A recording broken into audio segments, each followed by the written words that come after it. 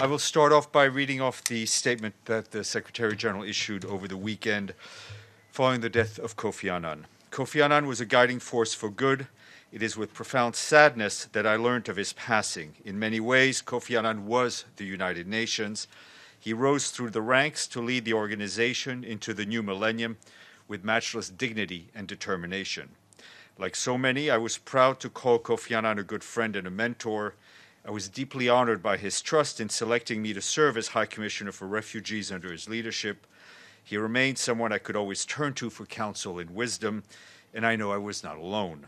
He provided people everywhere with a space for dialogue, a place for problem solving, and a path for a better world. In these turbulent and trying times, he never stopped working to give life to the values of the United Nations Charter. His legacy will remain a true inspiration for us all. My heartfelt condolences to Annan, their beloved family, and all who mourn the loss of this proud son of Africa, who became a global champion for peace and humanity. And in a tweet also over the weekend, the Deputy Secretary General Amina Mohammed said that Kofi Annan was an African and global icon who lived a life deeply committed to serving humanity. In terms of events to honor the former Secretary General that we expect here, at this point on Wednesday morning, we expect Secretary General Antonio Guterres to lay a wreath in honor of Mr. Annan at a ceremony that will take place near the meditation room in the visitors' lobby of the General Assembly building. Mr. Guterres, who is expected to be accompanied by the permanent representative of Ghana, will also be delivering remarks and sign the condolence book. The condolence book we expect to be in place in front of the meditation room from 3 p.m. onwards this afternoon through the end of the week, though that may change. Delegate, staff, and media will be invited to the ceremony on Wednesday as soon as the exact details are worked out. The UN flags, as you've seen, have been at half-mast since yesterday and will continue to be at half-mast through Tuesday, as they will be at all UN duty stations throughout the world. Condolence books will also be opened in duty stations, and I think Brendan will update you on General Assembly ceremonies, and the Security Council will also be planning something this week, though those timing and detail should be worked out shortly. Turning to Syria, the UN Office for the Coordination of Humanitarian Affairs says as the government of Syria has regained most of the southwest of the country in recent weeks, thousands of displaced families returned to their areas of origin in Dara and Quitarna governorates. As of 16 August, the number of displaced people has dropped to around 57,000 in those two governorates, but the need for humanitarian assistance and protection services continues to be high. According to our partners on the ground, people's mobility is sometimes hindered by lack of documentation, ongoing security processes for some people, or simply unaffordable transport cost. The UN and its partners continue to provide life-saving humanitarian assistance and services across the southwest to tens of thousands of people in need. However, more sustained access and necessary government approvals for quality access and service deliveries are required. And today, the UN mission in Afghanistan welcomed the announcement by the government of Afghanistan of a conditional ceasefire for tomorrow's observance of Eid, and calls on all parties to the conflict to seize this opportunity to put an end to violence. It is important to seize all opportunities for a negotiated end to the conflict so that all Afghans can enjoy life of peace they so desperately want and need, said Tadamichi Yamamoto, the Secretary General's Special Representative in that country. The mission also reiterated its readiness to play any role requested by the parties to the conflict to achieve a negotiated peace. And as requested, the Secretary General submitted his report to the General Assembly on the protection of Palestinian civilian population, and that was out as a document Friday evening. In the report, which is a public document, the Secretary General said that after more than 50 years of Israeli military occupation, Palestinians in the West Bank, including East Jerusalem and the Gaza Strip, remain particularly vulnerable to violence, intimidation, loss of property and income, and various violations of international humanitarian and human rights law. He said the United Nations will continue to employ means to protect Palestinian civilians under these challenging circumstances. And the humanitarian coordinator for the occupied Palestinian territory, Jamie McGoldrick, today called on donors to immediately provide funding for emergency fuel to prevent emergency services in the Gaza Strip from shutting down. Mr. McGoldrick said that we have run out of funds and are delivering the final supplies in the next few days. Without funds to enable ongoing deliveries, service providers will be forced to suspend or heavily reduce operations from early next month with potentially grave consequences. To ensure that a minimum level of essential services can continue throughout the end of the year, $4.5 million is required. And a quick update on Mali. The UN peacekeeping mission there reports that Mali's constitutional court today confirmed President Ibrahim Boubacar Keita's re-election following this month's runoff election.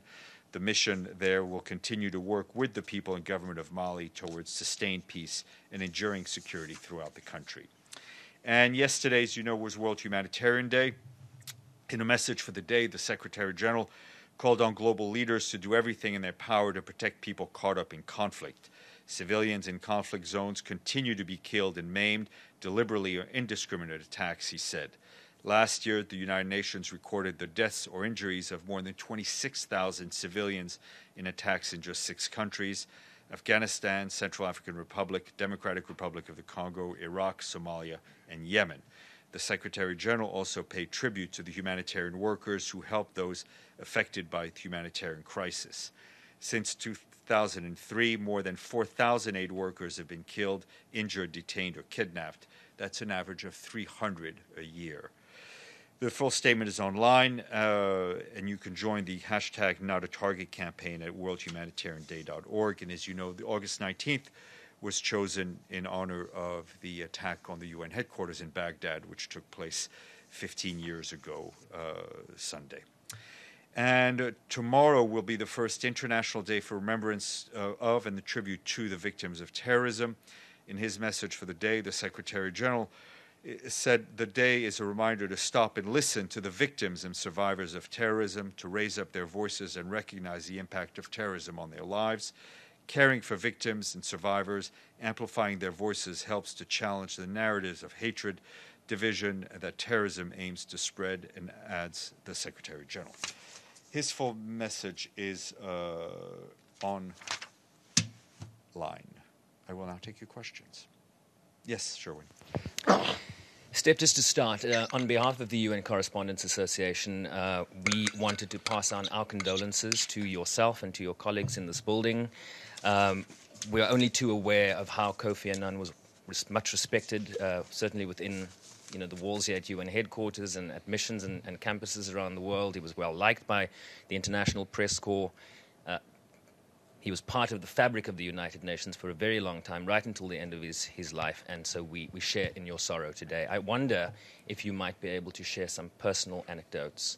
I know you had a long relationship with him. You considered him a colleague and a friend. What can you say from a personal perspective? I think I'm one of thousands or hundreds of current and former staff members whose professional lives were touched and deeply impacted by Kofi Annan. And I think, as I said, I'm one of many people in this building today who remember him fondly. Yes. Steph, other than what you mentioned that's going to be happening here, do you have any of the funeral information from the family? No, I think that is still being worked out. Obviously, the family, and I think that will come out from the family and the foundation in Geneva. But we checked just a few minutes ago. There's still a number of issues that will be worked out, but the family or the foundation will announce the funeral arrangements. Richard.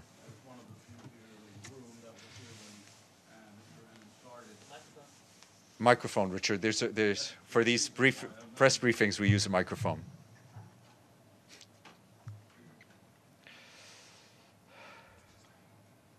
Was it a policy? Was there a lot of consultations between the Secretary General and Fred Eckhart and those in the media about being very open and being very accommodating compared to past administrations, perhaps, where we were in the mid-'90s? Why was he always willing to stop at every stakeout in the entrance? Was it a plan? This was even before he was Secretary General. What was it that made him so open? Was it wanting to help, or was it to improve his lot? What was it? Look, I was fortunate to come on that team that had been created by Fred Eckhart, and I think Fred and the previous Secretary General had set the tone and the policy, and I was fortunate enough to inherit it. Yes, we can move on. Go ahead. Thank you. I have two questions on Venezuela. Mm-hmm. After we spoke on Friday, Peru joined Ecuador on the decision on requesting passports to Venezuelans to be able to enter into the country. Over the weekend, we had an incident on Brazil. So the situation seems to be deteriorating a lot more now. So first, what's the SG view on the fact that there are some countries that seem to be given their backs to Venezuelans, despite of different calls by the UN asking neighboring countries to have an open mind in actually receiving them. And that also brings me to my second question, which is things as they are right now means that Colombia is pretty much the main nation taking on the burden on these Venezuelans. So right now, has Colombia reached out to the UN again, maybe to create another or additional strategy to better provide for these Venezuelans? The U.S. is sending a hospital boat to Colombia. So has the Colombian government reached out to you, or is there any discussion right now? I'm not aware that they've reached out to the Secretary General. They may very well be in communications with UNHCR and IOM. I think it is important that those who flee violence, those who flee for their lives, be accorded their rights and be treated with dignity. We also understand that as often when you have an immediate influx of people, it creates tensions with the host communities. It's important that the needs of the host communities also be taken care of. And I know that's always in the forefront of any work done by UN humanitarian agencies, including UNHCR and IOM.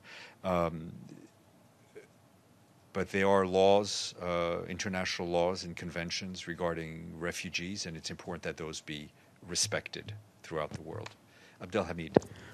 Thank you, Stéphane. And do you have any update on Syria, Stéphane, about the situation in Idlib? What's going on with the peace talks? Is there any coming meeting? Is there any plan for reconstruction, as the Russians now are calling for other countries to come in for reconstruction? Is the situation conducive now to start the reconstruction in Syria?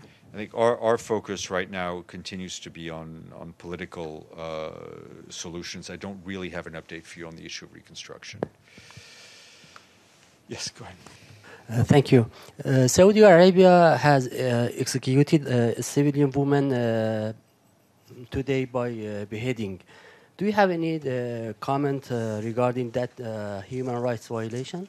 As a matter of principle, we stand against the use of the death penalty. Ben? On the Matthew Lee's expulsion, in layman's terms, why exactly was he kicked out by the UN? Mr. Lee's accreditation was, as a correspondent here, was revoked due to repeated incidents having to do with behavior, with violating the rules that all of you sign on to and accept when you receive your accreditation. Rules that are by far self-policing. We trust journalists to respect the rules. The rules are clear and they're transparent. You all respect them. They were really just a number of incidents, including incidents in which people in this building, whether they be diplomats, staff, journalists, felt harassed, and his behavior was not in line with accepted regulations. The removal of his accreditation had nothing to do with the content of his writing. This room is full of people who have reported critically, toughly, sometimes fairly, sometimes unfairly on the United Nations, and we continue to work with all of you who report on the UN in a straight and open manner, regardless of what you write. Yes, Michelle, and then we'll go. Yeah. Thanks, Stéphane. The two Reuters reporters in Myanmar who've been in jail for the past 8 months, a verdict is due to be handed down in their case on Monday.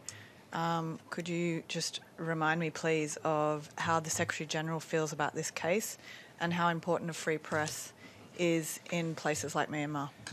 A free press is important everywhere, in every corner of the world. As you know, we have been following this case very closely. Our UN country team colleagues have been following this case very closely, and we will be watching the verdict. And I think the work of the press, whether it's in Myanmar and other places, in terms of uncovering atrocities, has been very important. Yep. Thank you, Mr. Stéphane.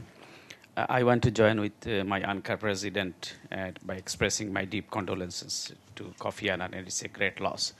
My question on Bangladesh, the right groups, Amnesty International, Human Rights Watch, they are called for to stop the crackdown to the protesters. As you know, these road safety protests going on in Bangladesh, but government is arresting students, and they are using Section 57 of the ICT Acts to control the social media. And as you are aware, one of the internationally renowned journalist, Shahidul Alam, is in jail.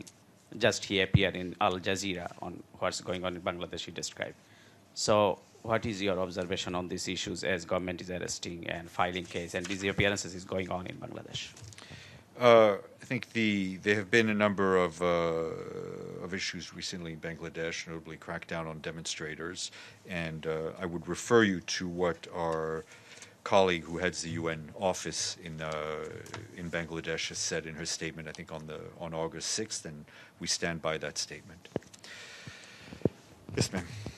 Thank you, Stéphane. I have two questions. Mm-hmm. The first one is actually the same as I had on Friday.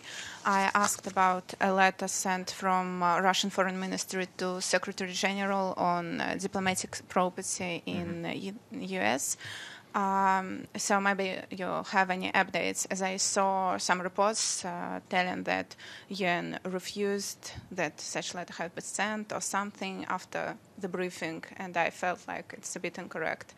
And the second one is about this matter with reconstruction of Syria. You told that UN wants to focus now on political process. Does it mean that it's really forbidden to United Nations organizations to help for reconstruction of Syria? No, I saw the question. I think you and a number of other Russian colleagues had sent about this reported quote-unquote secret directive.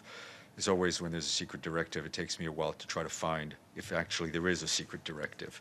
But I expect to have an update. We've asked for some guidance, and I expect to have an update a bit later on this afternoon. And nothing new on the letter. Richard, and then Ben. You may not want to hear my last question. I'll buffer it with two other quickies. Is there any compromise you see going forward on the Matthew Lee situation next year? Is he capable of changing the behavior you object to? Number two, do you have an issue with President Trump not responding to the passing of Kofi Annan, though Ambassador Haley and Secretary Pompeo did? And three, I know you tweeted out pictures of Mr. Annan with your children. You spent so many years with him, difficult moments, 9/11, the Iraq War. Is there any special moment of him at work with you that you will remember here at this moment? As I said, I think to me those pictures say it all. On your second question, no, there were two very nice statements from senior officials in the U.S. government, and we very much appreciate those statements. On your first question, I don't think that's a question to be addressed to me. Ben. Just back on Matthew Lee. Was he given a chance to respond before the actual decision was made, and what were those allegations of harassment? The regulations, the DPI regulations concerning the rules for accreditation are clear. You, Ben, and everybody else in this room, by clicking accept, you accept them, and the rules are clear. Is that the UN retains the rights to remove the accreditation. The process of how that's done is all clear, and it's there. The allegations include recording people without their consent, being found in the garage ramp late at night, using abusive and derogatory language towards people. I think it's pretty clear, and frankly, I think anyone who looks at his own periscopes should come to the same conclusion. Abdelhamid. Regarding the report that the SG has submitted to the GA about the protection of Palestinians, there are 4 different proposals. 3 of those they fall within the jurisdiction of the SG himself. The 4th needs a clearance from the Security Council. Is he planning to implement the first 3 proposals that fall within his power? I think it's a report to the General Assembly. We expect the General Assembly to take up that report. Mr. Varma, up to you.